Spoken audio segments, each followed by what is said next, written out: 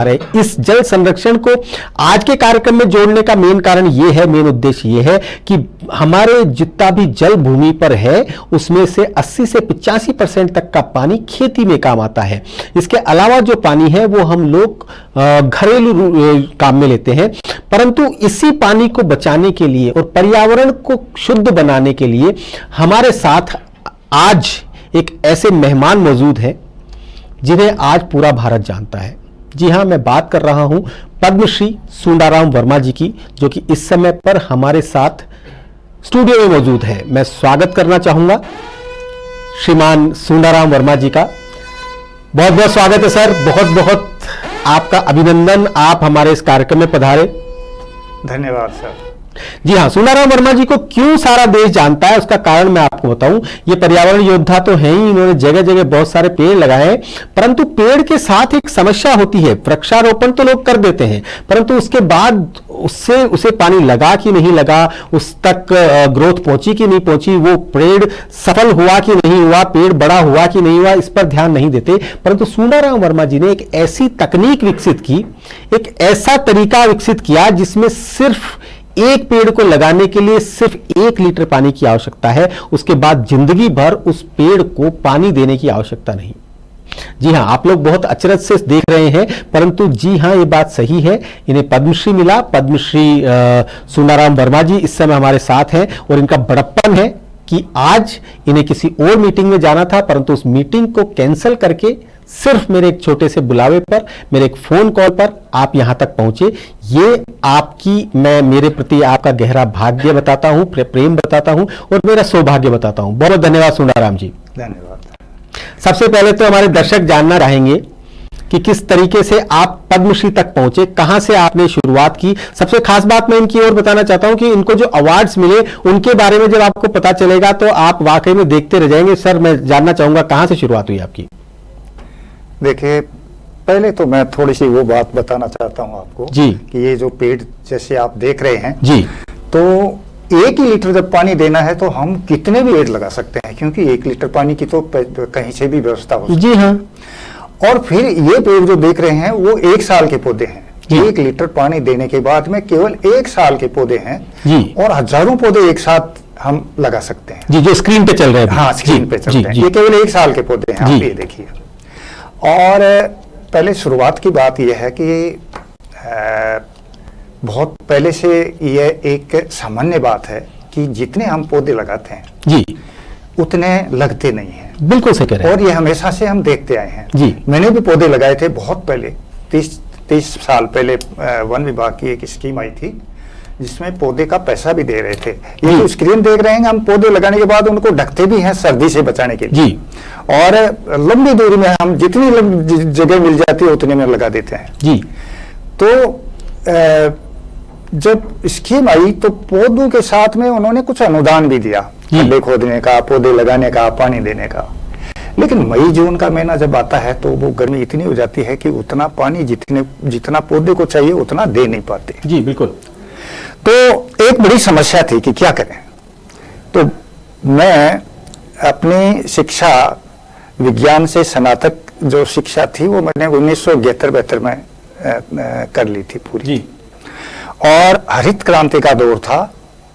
मेरे परिवार में चाचा जी अध्यापक थे जी, तो हरित क्रांति अध्यापकों से भी शुरुआत हुई जी, क्योंकि अध्यापक हर गांव में होते थे तो उनको कोई तकनीक समझाने में और बताने में कोई दिक्कत नहीं होती थी। जी, तो पत्रिकाएं भी आती थी और हर पत्रिका में कोई नई बात आती थी। जी, मैं उस समय विज्ञान का विद्यार्थी था तो समझने में कोई दिक्कत नहीं होती थी।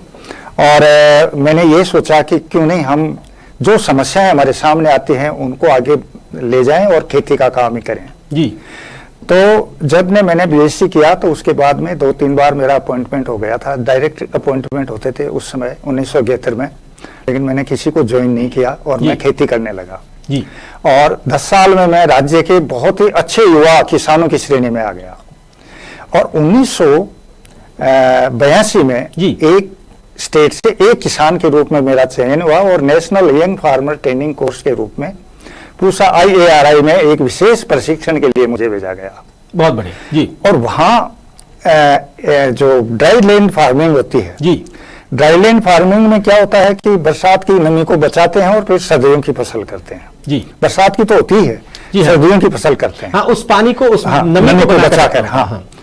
तो राजस्थान की स्थिति ऐसी थी कि जो बरसात की फसल होती थी उसके लिए कम पानी बचता था जी। तो मैंने फिर ये सोचा कि जो पौधे नहीं लग रहे हैं, क्यों नहीं इस टेक्निक का उपयोग हम पौधों पे करें। जी, क्योंकि एक तो पौधे की जड़ें बहुत गहरी होती है, पौधा बहुत मजबूत होता है गर्मी सर्दी सहन करने के लिए। फसलों की जड़ें तो 1 फीट ही होती है मुख्य जड़ें। हाँ।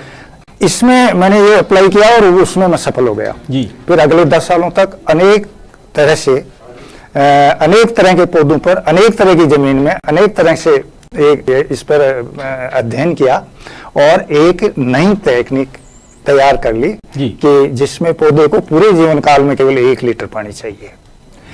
अब असल में जैसे ही आपके बारे में इस बात को करते हैं, कोई मानने को तैयार नहीं होता, इसलिए आपको स्क्रीन पर बुलाना बहुत जरूरी है। जब भी किसी को, मैंने जब से आपसे मिला हूं, मैं पता नहीं हर जिस भी व्यक्ति से मिलता हूं इस बारे में जरूर बताता हूं, परंतु कोई भी इसको मानता नहीं है।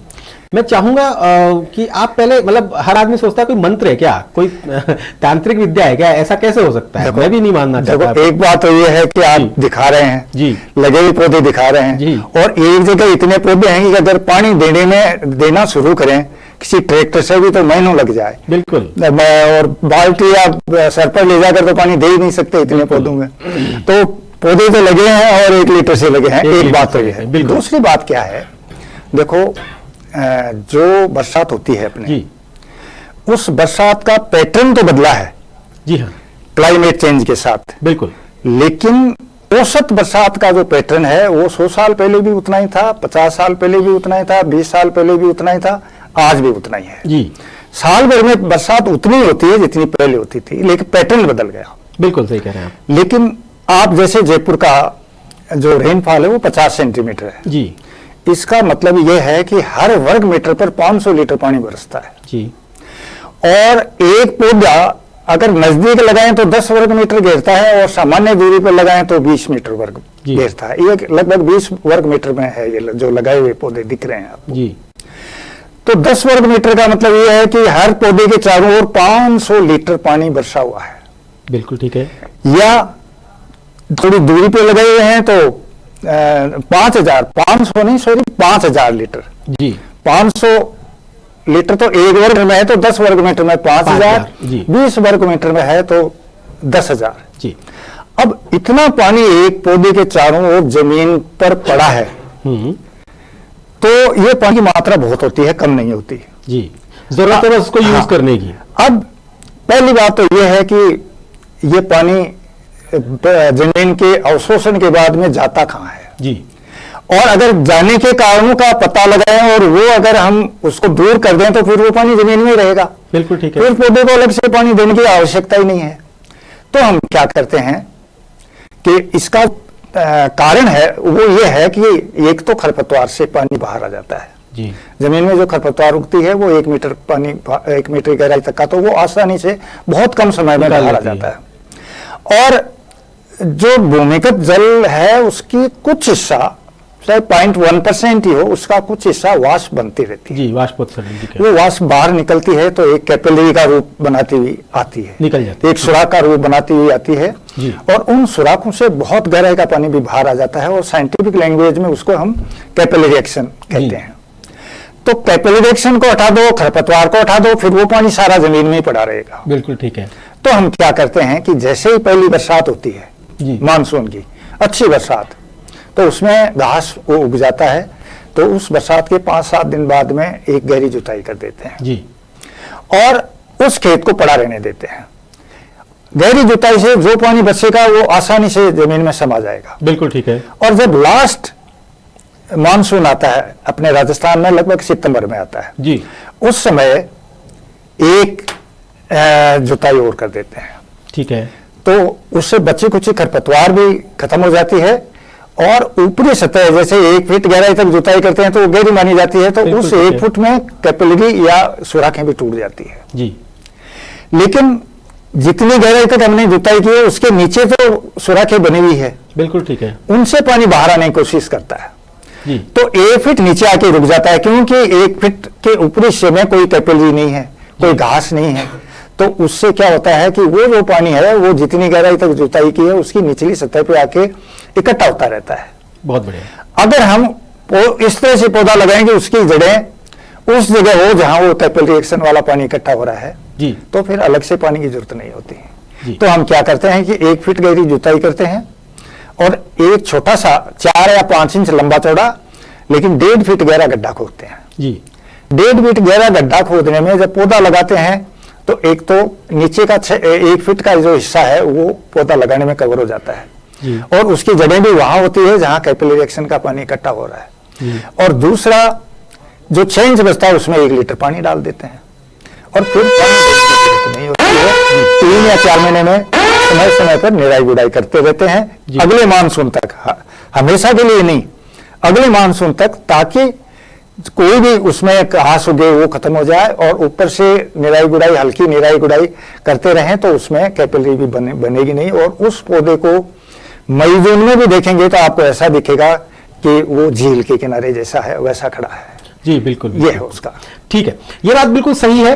लेकिन अब ये जो चीज है, ये जो तरीका है, ये जो आपका मूल मंत्र है जिससे कि आप 1 लीटर पानी से इतने सब पौधे उगा सकते हैं, ये लोगों तक पहुंच क्यों नहीं रहा? लोग परेशान क्यों हैं कि वो पानी नहीं है इस कारण से पेड़ नहीं लगा पा रहे या पौधे नहीं लगा पा रहे? देखिए, सबसे बड़ी बात तो ये है कि जो आपने कही जी कि लोग विश्वास नहीं करते हैं जी। और हम जहां जाते हैं कहीं किसी को भी, इसको देखो, एक ग्राम सेवक से लेकर वाइस चांसलर, एक पटवारी से लेकर चीफ सेक्रेटरी जी और एक वार्ड पंच से लेकर मंत्री स्तर तक जी, सबने इस टेक्निक को वहां फील्ड में देखा है जी। लेकिन जब उनके वो समझ में आता है और वो कुछ करने की सोचते हैं तो तब तक वो या तो अधिकारी बदल जाता है, यहाँ तक कि पहले वाली मुख्यमंत्री जी ने फील्ड में जाकर देखा था, लेकिन वही है कि सरकारें बदल जाती हैं, अधिकारी बदल जाते हैं, वैज्ञानिक बदल जाते हैं और जो इस चीज को के लिए जो पर्यावरण का काम करते हैं, फंडिंग एजेंसियां होती हैं, उनको वो भी बदल जाते हैं, तब तक समझते हैं। मतलब बात ये है कि खेत कच्चे हैं इसलिए वहां कार नहीं जाती और कोई कार नहीं जाती इसलिए सरकार नहीं जाती। और दूसरी बात ये है कि कोई आदमी इसको देख भी लेता है जी, तो भी उसकी जगह आने वाला आदमी मानता नहीं है जी। तो एक ये ऐसे ही जब पुरस्कार मिला जी तो लोगों के दिमाग में गया कि पुरस्कार कैसे मिला, तो लोगों ने थोड़ा सीरियसली लेने शुरू किया। बिल्कुल सही कह रहे हैं। तो सीरियसली लेने लगे। तो आप ये देखिए कि 2 जो बैंक हैं, HDFC बैंक है जी और ICICI बैंक का फाउंडेशन जो स्टाफ है वो दोनों ने इस पे थोड़ा ध्यान दिया जी। और एक बच्चे ने भी, एक स्कूल के बच्चे ने भी उसका इस पे लगाने के लिए प्रेरित किया। उन्होंने भी अपने साथियों से लेके श्री राम ग्रुप स्कूल दिल्ली का था तो उसने भी किया और आज तो वो कैलिफोर्निया में पढ़ रहा है, क्योंकि उसको यही पूछा गया कि तुम काम क्या करके आए हो, तो मुझे तो उसने कहा कि मैं 1 लीटर पानी से पौधा लगा के आया हूँ। Very good. और उसका एडमिशन। अच्छा, मैं एक चीज पूछना चाह रहा हूँ, आपको सबसे पहला जो अवार्ड मिला था, सर्टिफिकेट मिला था, वो कहां से मिला था? देखिए, मैं किसी कारण से पूछ रहा हूँ। मैं ये ऐसा है, सबसे पहले जो मुझे अवार्ड हुआ वो इंटरनेशनल अवार्ड मिला। जी हाँ, मैं यही कहना चाह रहा था। मैं इसी तरफ आप लोगों का ध्यान आकर्षित करना चाह रहा था कि देश में एक व्यक्ति काम कर रहा है, राज्य में एक व्यक्ति काम कर रहा है, जिले में एक व्यक्ति काम कर रहा है, उसे हम लोग नहीं पहचान पाए और उन्हें जो पहला अवार्ड मिलता है वो इंटरनेशनल अवार्ड मिलता है, दूसरा नेशनल मिला, उसके बाद जाके नेशनल अवार्ड मिलता है, फिर स्टेट, ठीक उसी जिला, उसके बाद स्टेट मिलता है, फिर डिस्ट्रिक्ट मिलता है। ठीक उसी प्रकार से कई सालों से, मतलब मेरे साथ राम सा में 2 या 3 बार सुनाराम जी आ चुके हैं और हर बार इनका एक ही बात होती थी कि मैं इतनी मेहनत कर रहा हूं पर लोग सीरियसली नहीं ले रहे। और अचानक से एक दिन घोषणा होती है कि सुनाराम वर्मा जी को पद्मश्री पुरस्कार मिल रहा है और उसके बाद जब इनसे बात हुई तो कि हाँ अब लोग सीरियसली लेने लगे। तो सर, असल में चमत्कार को नमस्कार है। यही हमारी गलती है कि हम लोग चकाचौंध के पीछे भागते हैं, आपका जो सहज व्यक्तित्व है, आपका जो सरल व्यवहार है, उस कारण से लोगों को लगता है कि 1 लीटर पानी से पूरे साल कोई पेड़ कैसे रह सकता है। जबकि इतनी बढ़िया टेक्नोलॉजी हिंदुस्तान में है, खासकर राजस्थान में है जहां की पेड़ों की बहुत कमी है, और उसके बावजूद भी अगर हम ये कहते हैं कि हमारे यहाँ पेड़ कम है, तो ये कहीं ना कहीं हमारी गलती है। मेरा पूरा प्रयास रहता है कि इस टेक्निक को लोगों तक पहुंचाऊं, सुनाराम वर्मा जी का संदेश लोगों तक पहुंचाऊं, परंतु सर ये बात सही है कि आपने शुरू किया है, जिस तरह से 2-3 बैंक अभी आपके साथ आए हैं, जिस प्रकार सरकार ने आपको भारत का सर्वोच्च चौथा पुरस्कार जो है वो आपको मिला है, तो आगे भी इसी तरीके से होगा और लोग वाकई में एक दिन इसको जानेंगे और आपकी इस टेक्निक से पूरा राजस्थान हरा भरा करने का प्रयास करेंगे। सर अब मैं आता हूं उस चीज पर, जल संरक्षण, इसके अलावा कौन से ऐसे तरीके हैं जिससे कि खेती में पानी को बचाया जा सकता है? और पहले मैं पानी की बात करूंगा सर जी। पानी एक ऐसी चीज है और विशेषकर राजस्थान के लिए कि यहाँ पीने के पानी की भी बड़ी समस्या है। कई जगह बहुत सारा इलाका अभी भी है जहाँ पानी के पीने की समस्या है जी। और उस परिस्थिति में चाहे ये पेड़ लगाने का काम हो जी, चाहे खेती करने का काम हो जी, उसमें अगर पानी की बचत हो सके जी तो वो एक बहुत बड़ी बात होगी। और दूसरा, पानी को अगर इकट्ठा कर सकें जी तो बहुत बड़ी बात होगी जी। देखिए, जो हमारे जितने भी कार्यक्रम चल रहे हैं, जल संरक्षण के बहुत सारे कार्यक्रम चल रहे हैं जी, बहुत सारे पौंड, फार्म पौंड बन रहे हैं जी। अब बड़ा खेत है कोई, या कोई नाला है, या कोई गांव के पास है, या कोई सड़क, लंबी सड़क है और उसका पानी बहकर आता है जी, वहां तो वो पानी इकट्ठा हो जाता है जी। लेकिन किसान के पास सिर्फ खेत है, खेत छोटा भी हो सकता है, बड़ा भी हो सकता है, वो क्या करे जी? तो एक तो ये है कि अगर बगीचा है कोई, और उसमें क्या होता है कि बगीचे में पानी थोड़ा कम चाहिए और पैदावार ज्यादा अच्छी मिलती है, मार्केट वैल्यू भी अच्छी मिलती है, तो हम क्या करते हैं कि जो पेड़ों की लाइन है उसको तो हम खुला छोड़ देते हैं जी। बाकी 2 पेड़ों की लाइन के बीच की जो खाली जगह है उसमें हम प्लास्टिक मल्चिंग का उपयोग करते हैं जी। तो उससे क्या होता है कि थोड़ा सा पानी भी होता है वो बहने लग जाता है। बिल्कुल सही कह रहे हैं। और आप ये देखिए कि राजस्थान की जमीन ज्यादातर तो ऐसी है कि बहुत तगड़ी बरसात होती है तो पानी बहता है, नहीं तो पानी नहीं बहता। तो उस मल्चिंग से क्या होता है कि थोड़ी सी बरसात भी होती है, हल्की भी होती है, तो पानी बहने लग जाएगा, पानी बहकर और उसमें आ जाता है पौंड में। तो जो पैटर्न है हमारा, उस हिसाब से मैं 1 हेक्टेयर का अनार का बगीचा है जी, और उसका 1/3 हिस्सा खुला है जो पेड़ों की लाइन है, 2/3 हिस्सा उसमें करीब 6000 वर्ग मीटर में मल्चिंग की हुई है जी। तो उस मल्चिंग से 20 लाख लीटर पानी हर साल इकट्ठा करता हूँ जी। और 20 लाख लीटर में 10 लाख लीटर बगीचे के लिए और 10 लाख लीटर बाकी फसलों के लिए। एक बात तो यह है जी। दूसरी ये है कि अगर कोई के पास बगीचा नहीं है जी, खेती है, तो हम क्या करते हैं कि जब खेत की तैयारी करके पाटा लगाते हैं हम जी, तो वो पाटा 2 या 3 क्विंटल का भारी लगाते हैं और एक बार के बजाय 3 या 4 बार लगा देते हैं। ओके। उससे जमीन दब जाती है, तो कुछ पानी जमीन में चला जाता है और कुछ पानी बह जाता है, वो हम फार्म पॉन्ड में इकट्ठा कर लेते हैं जी। तो जो जमीन में जाता है उसमें हम खरीफ की फसलें लेते हैं बरसाती ऋतु के जी। और उससे एक फायदा यह है कि हर बार किसी भी वर्ष आप देखो 2 बरसातों के बीच में काफी गैप आ जाता है, कभी आखिरी बरसात बहुत पहले ही चली जाती है, एक पानी की हमेशा थोड़ी कमी रहती है।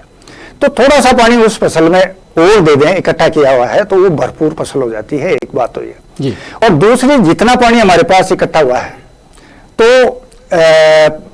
उसी के हिसाब से, जैसे सरसों बोना है या चना बोना है या जौ बोना है या गेहूं बोना है, यानी कितनी जमीन है, कितना पानी है, वो उस हिसाब से हम फसलों का चयन कर लेते हैं और हम रबी की भी अच्छी फसल ले लेते हैं। इसके साथ में अगर हम नई तकनीकों का उपयोग करें, जैसे ड्रिप का उपयोग करें हम, तो गेहूं में जो फुहारा है, फुहारा विधि ही प्रचलन में है सबसे ज्यादा, ठीक है।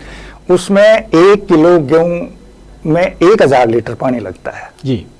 और जब ड्रिप से करते हैं तो वो पानी 1 किलो में 400 लीटर में काम चल जाता है, यानी 7% एक्स्ट्रा हम सिंचाई कर सकते हैं। जी बिल्कुल, पानी बचाते रहते हैं तो हाँ। इसके साथ में, क्योंकि मतलब इस समय पर जल संरक्षण का सबसे बढ़िया तरीका फार्म पोंड ही है मेरे हिसाब से, जिसमें कि आप पानी इकट्ठा करके, बरसात के पानी को इकट्ठा करके आप उसके बाद साल भर उस पानी से यूज करके आप फसलों को उगा सकते हैं।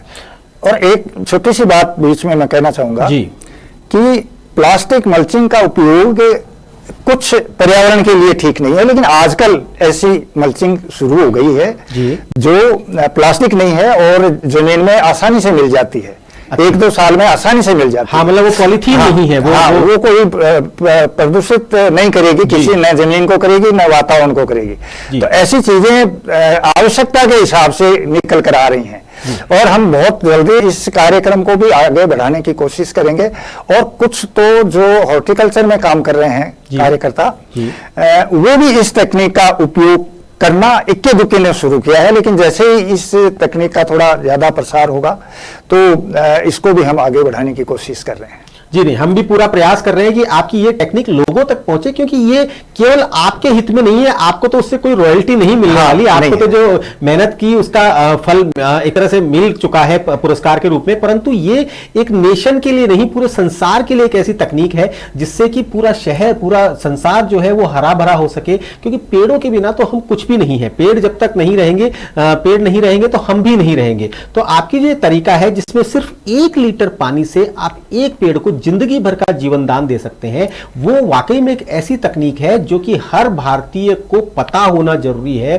भारतीय भी नहीं तो कम से कम ऐसे लोग जो कि दावा करते हैं कि हमने इस साल इतने पेड़ लगाए, हमने इतने साल इतने पेड़ लगाए, इतने पेड़ लगाए, लेकिन उसके बाद कोई गिनने नहीं जाता कि कितने पेड़ उनमें से जिंदा बचे। जितने पेड़, जितने वृक्षारोपण सर हम दुनिया में देखते हैं, अगर उतने के उतने जिंदा रह जाते तो आज पेड़ों की कमी नहीं होती। सही है जी। अब एक बात और मैं बताना चाहूंगा, आप जो हमारे कार्यक्रम की थीम है बहुत अच्छी है जी, कि जल संरक्षण है, प्राकृतिक खेती है, गौ संवर्धन है जी। तो जो प्राकृतिक खेती है उसकी पहली सीढ़ी है देसी किस्में जी।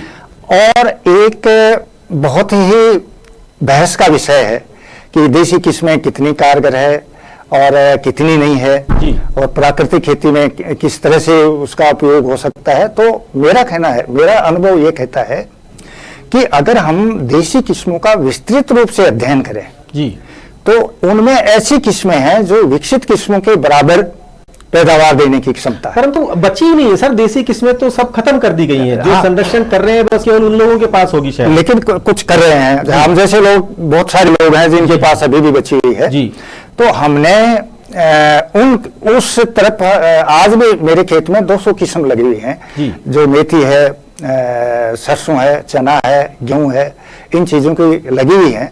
और उसमें ऐसी किस्में आ रही हैं जो विकसित किस्मों के बराबर पैदावार तो है ही, लेकिन अगर से गुणवत्ता और है, किसी में रोग नहीं लगता, किसी में कीट नहीं लगता जी, किसी में जो उनके न्यूट्रिएंट्स हैं वो ज्यादा हैं। अच्छा, तो ये किस्म की ही विशेषता है। हाँ, तो हमारी जो जैव विविधता है जी, उसमें उसका हम सही ढंग से वापस संरक्षण तो किया है, लेकिन वो संरक्षित की ही है।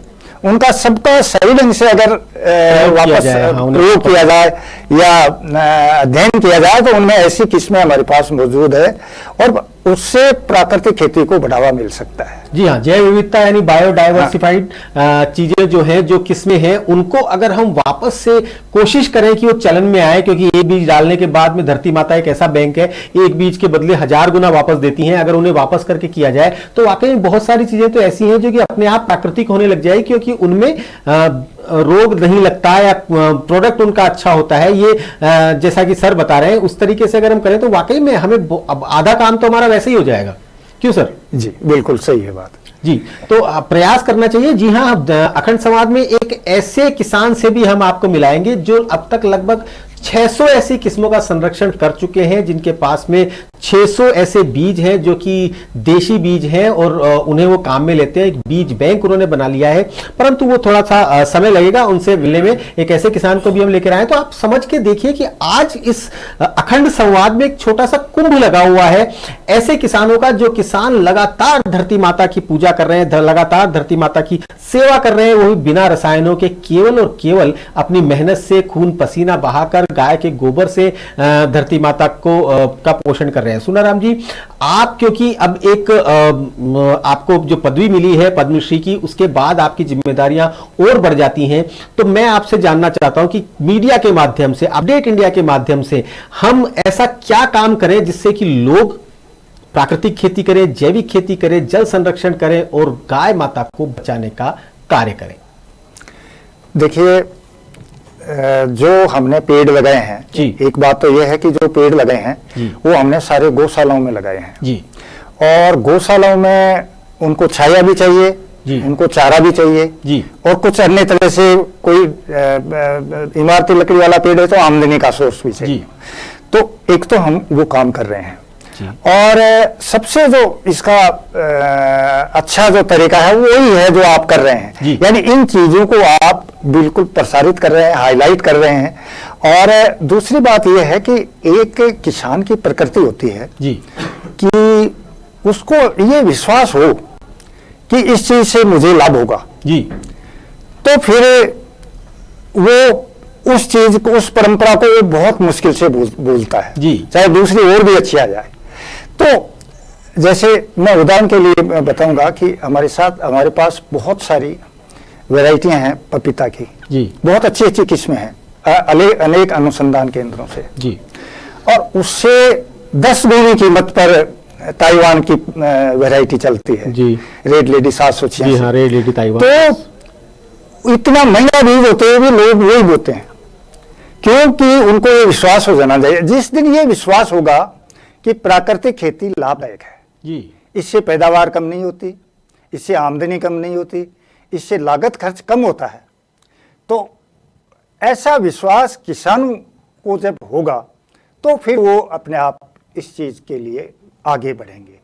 और ये आप देखिए कि पहले मुझे गौशालाएं या खाली जमीन ढूंढनी पड़ती थी पौधे लगाने के लिए, बहुत मुश्किल होता था। और अब जब ये लगा दिए पौधे तो बहुत सारी गौशालाएं जो हैं वो इसके लिए कह रही हैं कि हमारे यहाँ आइए। बिल्कुल बिल्कुल सही। इसी तरह से हमने जो बीज तैयार किए हैं जी, वो बीज सक्षम संस्थाओं द्वारा मान्यता प्राप्त है कि इनमें ये विशेषताएं हैं जी, जो भी, जैसे हमारी सरसों की वैरायटी है तो तेल की मात्रा बहुत अच्छी है, इसमें जो विटामिन्स हैं वो अच्छे हैं बिल्कुल, और इसी तरह से मूंग की वैरायटी है उसमें वायरस नहीं आता।